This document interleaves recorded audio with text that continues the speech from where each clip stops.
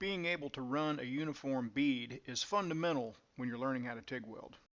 There's really no point in trying to weld lap joints and T-joints and such until you can run a uniform bead. And one of the best ways to do it, one of the best ways to get concentrated practice without going through a lot of metal, without prepping a lot of metal, is to pad beads on a piece of steel and or aluminum.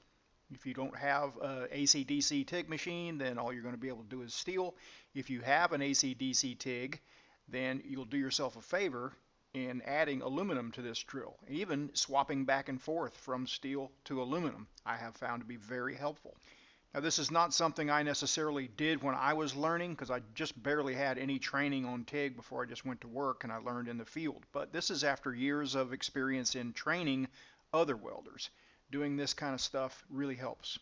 It's very much wax on, wax off kind of stuff, and you don't necessarily realize the benefits of it until you've done a few hundred beads, and then you realize your wire feeding hand is getting more and more comfortable, more and more up to speed. You realize that you're noticing things in the weld that you didn't notice at first. You're noticing how the puddle flows.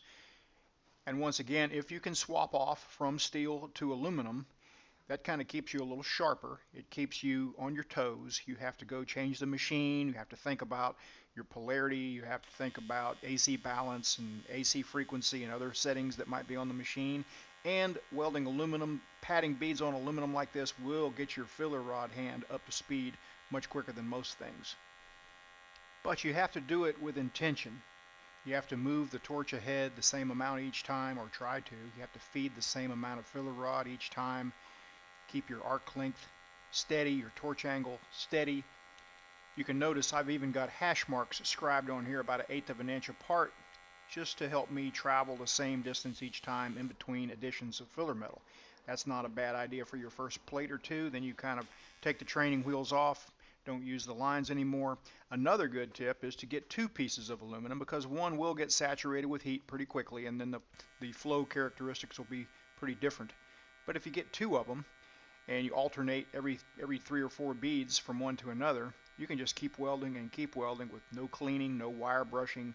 It's a lot of concentrated practice. Padding beads can get a little bit monotonous after a while, so we're going to look at maybe a little project where a student can pad beads and make it a little bit more interesting, where they'll have something at the end instead of just a pad full of beads. Either way, it's a useful thing, but I got to thinking after seeing this little log on Instagram about 1,000 times, I got to thinking, I always kind of wanted to do one, and wouldn't this be a good little exercise in padding beads? And then you got a keepsake when you're done. So that's what we're doing today. I just had some 1 3/4 round stock. I know it was stainless steel of some kind, most likely 303 stainless steel, because I got it from a machine shop. It doesn't really matter, I'm just making a log here. I welded it with mild steel ER70 filler rod, which I normally would never do on stainless, but I kind of wanted a different contrast here, and it was cheap, and I'm building a log, not a watch. What I'm doing right here is I'm building some little fake branches that will simulate, branches that have been cut off with a saw or whatever, and it'll also give me a way to weld the beads kind of crooked. As I go along, I'm going to weld around these little things. I put 3 or 4 of them on there, just building up with weld metal like you would build up a stud or a bolt that you wanted to remove. Good skill all in itself. I did several of those. I'll just show you this one though. And then as I went around them, that provided a little curve in the bead. And then as I stack beads, they'll all be curved, and maybe it'll look more natural than it would be if I just ran straight beads, which I probably couldn't have done unless I scribed lines anyway.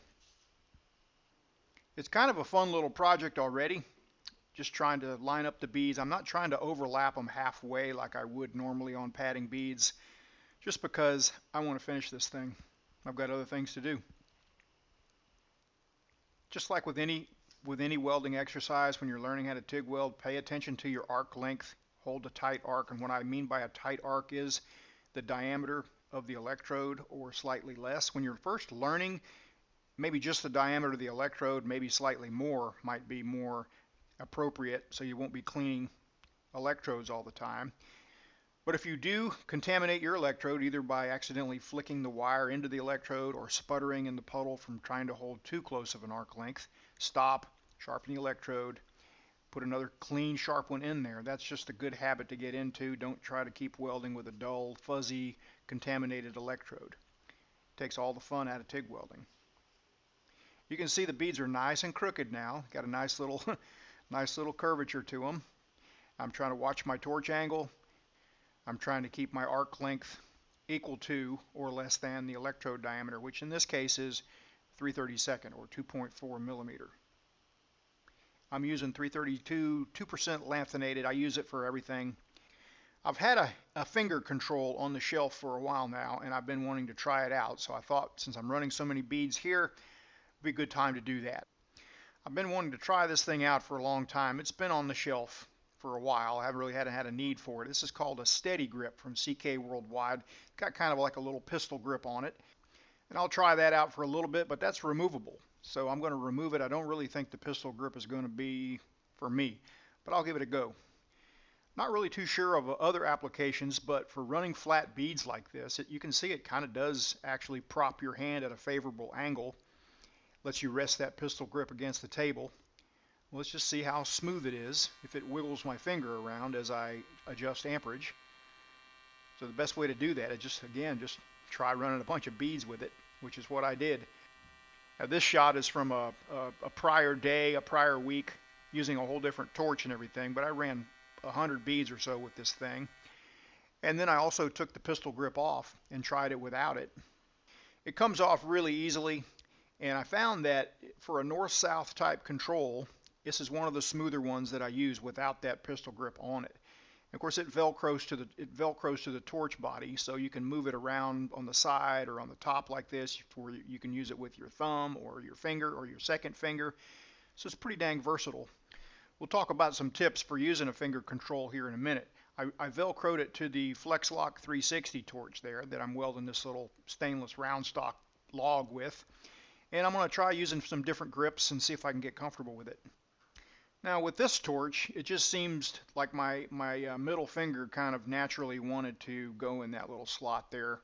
That seemed to be really comfortable. It just seemed to be pretty natural.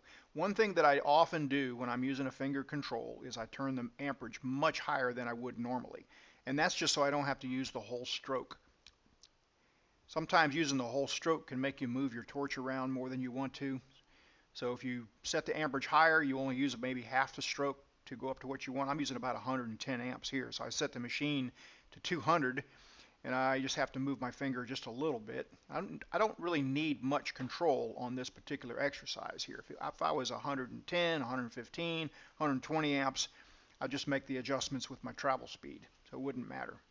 In fact, another tip, if you're using a finger control and you don't need amperage control, most machines have an option to go from remote to panel. And a lot of times you just use that for stick, but you can use it for TIG. And so I went to panel and turned it down to 110 amps. So now the remote trigger amperage control is just a switch. So as soon as I flick it on, I get 110 amps and I don't have to worry about controlling amperage. It's strictly an on-off switch, which is kind of useful sometimes. I mean, sometimes you don't want to drag a pedal around a big workbench and you just want to get a bunch of tack welds, and an on-off switch is really handy for that. I mentioned earlier that I was using ER70 wire on this, what I think is 303 stainless, and that's why you're seeing the beads kind of turn out kind of gray, and I'm not letting it cool all that often because it's a big chunk of steel. I did stop and douse it in water a few times just so I could keep going. But I'm not really worried about discoloration of beads or anything because it's going to look like a log when I'm done anyway. I'm just showing another way to get practice here without just padding beads. It doesn't matter if you've got round stock, hex, flat bar, angle. This is just one example of using your imagination to come up with something that's a little bit more interesting than just padding beads on a block and then throwing that block in the scrap bin when you're done. But again, it needs to be done with intention.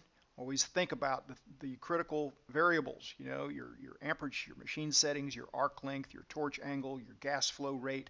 Think about these things and it'll pay off in the long run. Now when I was finished welding this and I let it cool off completely, I made some little stands out of just some scrap flat bar I had laying around. I cut it with a grinder and I kind of smoothed off the ends to make it look like they were saw cut. And this turned out to be a fun little project. I started using clear cups a while back just so I could make better welding videos so we could all see the arc and the puddle and everything better. But I really discovered really early on that it helps me see better, helps me see everything around the puddle, helps me see all the details. So if you'd like to learn more about this 8 Pro cup, my store is at weldmonger.com. That is how I support these videos. Thanks for watching.